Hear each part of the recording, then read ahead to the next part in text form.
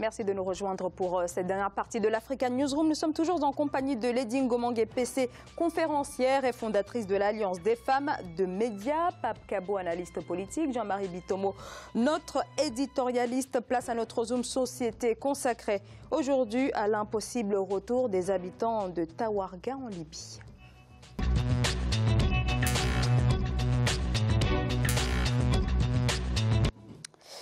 Et ils sont au total 40 000 habitants qui devaient normalement regagner leur quartier depuis le 1er février. C'est en tout cas ce que prévoyait l'accord signé entre les maires de Misrata et ceux de Tawarga sous la supervision du gouvernement. Problème, les milices de Misrata continuent de s'opposer à ce retour avec en toile de fond bien sûr le soutien que les Tawargis ont apporté en 2011 à l'ancien président Mouammar Kadhafi. Les précisions de Fanny Mounichi. Dans des tentes au milieu du désert, les habitants de Tawarga attendent le retour tant espéré. Ils sont 40 000, originaires de cette ville libyenne, empêchés de rentrer chez eux par leurs voisins de Misrata. En 2011, ils étaient en faveur de Mouammar Kadhafi et avaient combattu aux côtés des forces de l'ancien dirigeant libyen.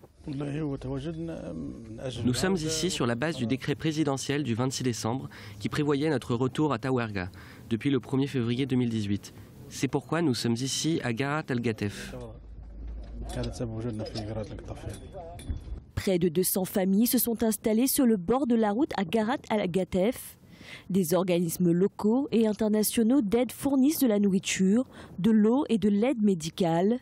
Mais les conditions de vie restent difficiles. Les gens étaient habitués à un certain mode de vie, aux maisons, aux climatiseurs, aux téléviseurs et aux voitures. Mais maintenant, nous vivons dans des tentes, il y a de la poussière, il fait froid. Nous sommes dans des conditions très difficiles. L'ONU a conclu que la ville a été délibérément détruite en 2011 afin de la rendre inhabitable. Au cours des dernières semaines, le gouvernement de Tripoli a exhorté les milices à résoudre ce problème. Résoudre ça. Donc des conditions de vie extrêmement difficiles et on l'a dit, ce sont les milices de Misrata qui empêchent ce retour et cela malgré l'accord qui a été signé en décembre avec le gouvernement. Cela montre encore que ce sont les milices qui gardent plus que jamais la main sur le territoire libyen. Un peu comme si le terrorisme avait changé de bord, hein, sans avoir peur d'exagérer quoi que ce soit. Mais ce qui est important quand même, c'est de prendre en considération, on voit les enfants là qui jouent à la corde à sauter, les catégories de population, les populations féminines, les populations d'enfants dans des camps comme cela. On sait très bien comment les choses se passent parce qu'on peut être victime de viols, on peut être victime de toutes sortes d'exactions et lorsque le sujet est abordé, et malheureusement il est souvent abordé de manière globale, non pas pour montrer du doigt les organismes internationaux qui se mobilisent en faveur de toutes ces populations, mais il y a de véritables besoins. Alors quand on parle d'intégration régionale, sous-régionale, ça pose la question de la migration à l'intérieur même d'un territoire qui normalement n'est peut-être pas monochrome, mais en tout cas un territoire qui est souverain. On aborde souvent la question au travers du prisme de la migration sud-nord. En l'occurrence, voilà des populations déplacées ou qui se retrouvent là enfermées, repliées sur elles-mêmes. Cela ne peut pas durer plus longtemps qu'on ne le pense. Ce qui nous pend tous au nez, c'est que cela explose. D'ailleurs, on l'a vu, on a commencé à voir tout ce qui s'est passé avec les actualités des jeunes en Libye. C'était déjà un peu cela, un peu beaucoup, j'ai envie de dire. Donc, de deux choses l'une. Soit il y a un mouvement, une pression véritable pour que ces populations, quelles que soient les considérations, une confrontation, parce que souvent il faut une rupture entre les milices et les populations qui n'en peuvent plus pour repartir chez elles, au risque de leur vie, au péril de leur vie malheureusement, ou alors elles vont dans l'autre sens. Mais ce qui est certain, c'est que les poissons nagent, les oiseaux volent et les hommes se déplacent. Pape Kabo. C'est une situation qui ne peut pas durer plus longtemps, humainement. Humainement, à la fois l'Union africaine comme les Nations Unies ne peuvent pas rester les bras croisés et attendre qu'il se produise quoi pour agir. Il y a urgence à agir dans cette population-là. 40 000 âmes dans un endroit avec des enfants, des femmes et des vieillards. Donc il y a une population vulnérable qui est dans parmi elles. Alors donc ces personnes qui vivent dans ces conditions précaires qu'a décrit la dame dans le reportage, ils étaient dans des conditions de confort quand même 1000 lieues comparables par rapport à ce qu'ils sont en train de vivre aujourd'hui. Donc moi, c'est un cri de cœur que je lance. Il n'y a pas à attendre. Et puis attendre quoi? Il y a urgence à agir. Il faut agir ici et maintenant pour sortir cette population-là de là où elle est. On ne peut pas laisser... Aujourd'hui, on est intervenu en Libye pour, soi-disant, écarter un dictateur. Aujourd'hui, on laisse des milices tenir le pays. Ce n'est pas possible, il faut agir.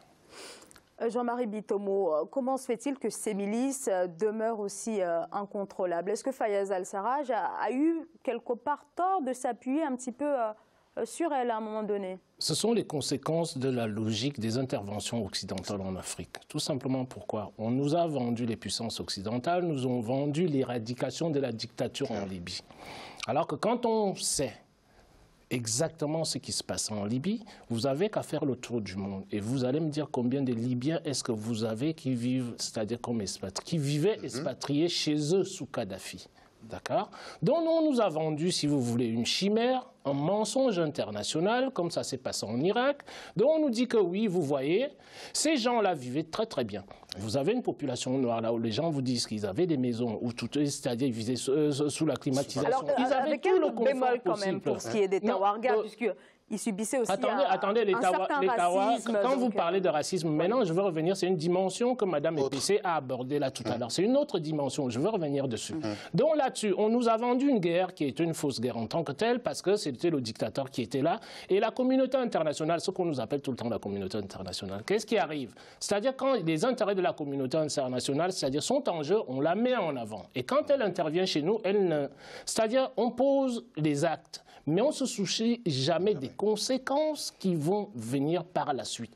Et aujourd'hui, qu'est-ce que vous avez en Libye? Même si le racisme peut exister entre la population noire et la population blanche libyenne. Mais sous Kadhafi, on n'entendait pas parler de ça. Mais la presse internationale nous a fait comprendre quoi? Elle nous a fait comprendre que vous voyez, Kadhafi, c'était un dictateur, c'était quelqu'un, comment dirais-je, qui opprimait sa population en tant que tel. Mais aujourd'hui, qu'est-ce que nous constatons?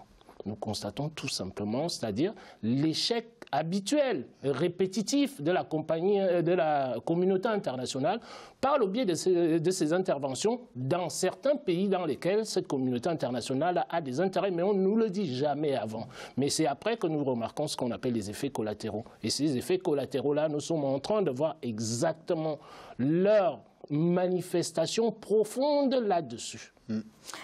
Lady Ngomangue PC. Tout de même, M. Bitomo, si je me permets de nuancer, on a vendu ce qu'on a vendu à l'Afrique, qui n'était pas obligée d'acheter ce qu'on lui a vendu. Elle a certainement trouvé aussi un confort dans ce regard, dans cette approche-là. Donc aujourd'hui, juste pour à la décharge et des uns et des autres, il y a une réalité qui est là. Le prédateur est sur place pour une fois. Enfin, il ne vient pas d'ailleurs. Il y a une milice qui est là. Pourquoi dure-t-elle? Je dis que ça va exploser et cette rupture est nécessaire parce que on ne peut pas imaginer que des populations demeurent. Ça ne va pas être une question intergénérationnelle au bout d'un moment. Donc ce problème-là, il nous prend tous au nez, j'ai envie de dire. Vous voyez, Madame Epessé, ce sont des cas que nous connaissons. Aujourd'hui, là, je veux dire, il faut que nous sortons, nous, les hommes de médias, c'est-à-dire par commenter, comment dirais-je, uniquement les conséquences. Il faut remonter souvent à la cause. Pour guérir un mal, il faut remonter à la cause. C'est-à-dire, on a l'habitude, dans tous les médias, de commenter uniquement les effets. On oublie toujours, ce que je dis toujours sur ce plateau, de faire l'analyse de la relation causale pour que les mêmes effets ne se reproduisent pas ailleurs. Si nous ne faisons pas cette analyse de la relation causale-là et que nous soyons là uniquement à commenter, si vous voulez, l'actualité telle qu'elle se présente de manière factuelle, je ne pense pas que nous apportons, si vous voulez, quelque chose de très très important à l'Afrique dans ce sens-là. Ce n'était pas le propos. Moi, je ne crois pas qu'on ait acheté en fait ce que l'Occident nous a vendu. L'Occident nous a vendu une chose et n'a pas attendu qu'on donne notre avis pour dire si nous étions preneurs ou pas. La population en Libye et le reste du monde a subi. À commencer par la France. Vous voyez le débat sur l'intervention des forces en Libye. Aujourd'hui, on se rend compte qu'on est en train de payer un lourd tribut pour un geste qui a totalement déstabilisé cette zone et qui impacte à la fois le continent africain parce que ça a facilité la propagation des mouvements terroristes et pour l'Europe aussi, un afflux de migrants qui viennent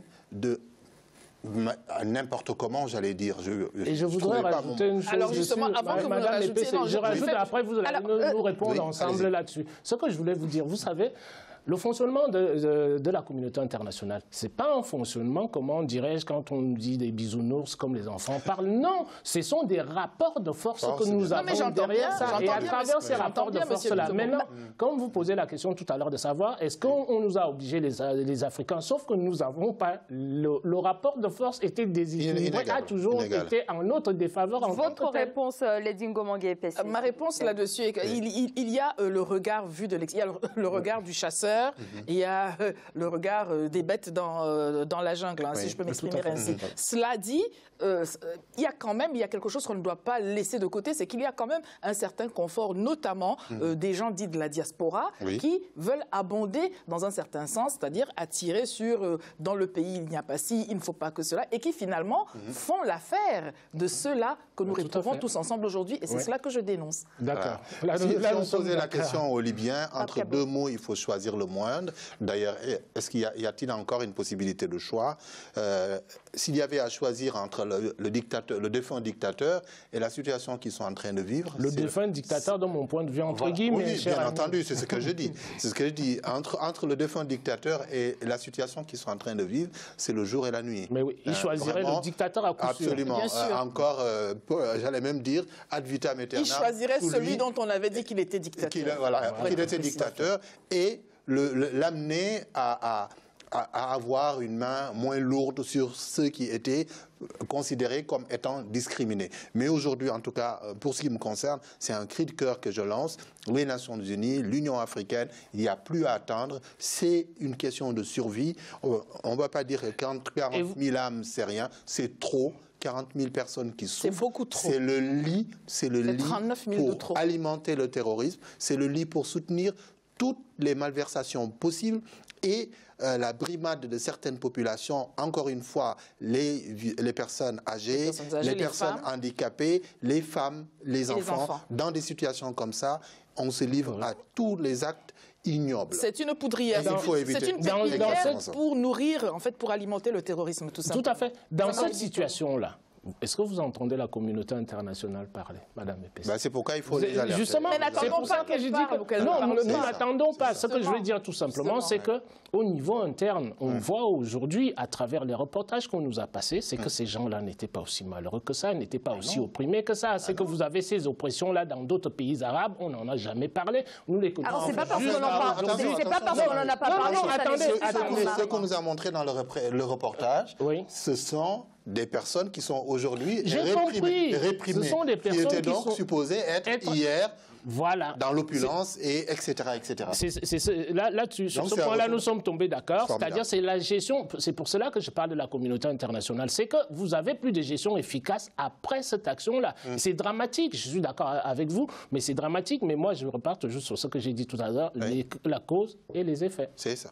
Est-ce que cette nouvelle affaire, en tout cas cette opposition des Misrata au retour des Tawarga, nous montre que le rapport de force entre le gouvernement et les milices sont en train de se rétablir, puisqu'en 2015, on a pensé un petit peu, après l'accord de Skirat, que le gouvernement avait finalement, en tout cas, été parvenu à reprendre un petit peu la main sur les milices. Mais le propre des rapports de force, heureusement, c'est que c'est le serpent de mer. Un jour, c'est un tel et un jour, c'est en face. Voilà, les choses évoluent, les générations se suivent et n'entérinent pas nécessairement ce qui a été fait précédemment. Les dominants s'épuisent, et tant mieux, d'ailleurs, pour la dynamique collective, parce que là, on ne parle pas d'autre chose que d'âme, on parle d'êtres humains. Donc les personnes qui sont tributaires de ces rapports de force-là ne peuvent pas indéfiniment attendre à regarder cela comme on regarde un match de tennis à gauche et à droite. Donc pour répondre à votre question, est-ce que le gouvernement s'épuise, est-ce qu'il ne s'épuise pas?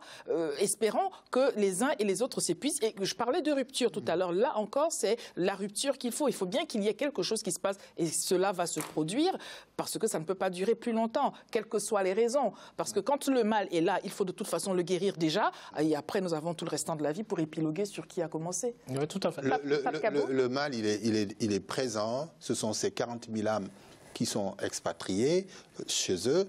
Et les autres personnes qui, en Libye, en territoire libyen, en milieu urbain ou en milieu rural, non mises en danger, mais qui souffrent intérieurement et qui se taisent. il y a un besoin impérieux pour intervenir en Libye et aider à redresser la situation. C'est une catastrophe ce qui se passe.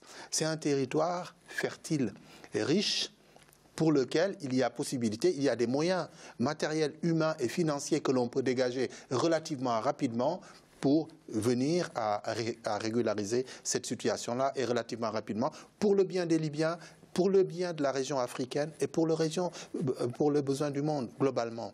Souvent, ce qui sauve les situations comme celle-là en Afrique, c'est le jeu des alliances. Parce que finalement, on n'est jamais complètement que de ceci, soit le père, soit la mère. Il y a toujours quelque chose dans la filiation qui va produire qu'il y aura des mécontents dans le camp des inattendus. Et c'est cela qui va être la force de proposition, qui va créer cette rupture. Parce que si tous ceux qui sont déplacés ne sont que d'un bord et tous ceux qui sont restés ne sont que de l'autre bord, même parmi la milice dont on parle, il y a des personnes qui sont un tout petit peu de ceci, un tout petit peu de cela. Et c'est ça qui sauve l'Afrique jusqu'aujourd'hui, quand bien même on voudrait croire que la multi-ethnicité est un problème. Moi, je dis que c'est un levier de désenclavement quand il y a des problèmes inextricables. Moi, je dirais que le souhait dernier à avoir là-dessus, c'est que l'élection présidentielle qui va arriver, qui est le maximum de candidats et qu'elle se passe de manière régulière, de manière en sorte que les Libyens, maintenant, c'est-à-dire mettent en place la construction de cette union nationale-là qui est nécessaire, dont on a parlé, Madame EPC, là, tout de suite, là, c'est que c'est impératif. Ce n'est jamais ni noir ni blanc. Ce ne sont pas des situations manichéennes dans l'absolu, c'est tout à fait relatif. Donc, le souhait que je peux émettre là-dessus, c'est qu'il sorte un président qui aura la préoccupation de pouvoir œuvrer pour l'unité nationale de la Libye en tant que telle, parce que c'est un pays riche, comme Pape vient de le dire, qui a tout. On nous a parlé de Kadhafi, on ne nous a jamais dit que Kadhafi, c'est-à-dire vous n'avez jamais des Libyens qui allaient se soigner à l'extérieur. Vous avez, Kadhafi a transformé un désert, c'est-à-dire à coût de milliards de dollars et tout pour transformer son pays. Donc on nous dit que c'est un dictateur, moi je veux bien, mais qu'on me montre combien avez-vous de dictateurs dans le monde qui font un travail similaire. Alors on a bien compris les positionnements des uns et des autres. On va marquer une courte pause. Restez avec nous. À tout de suite.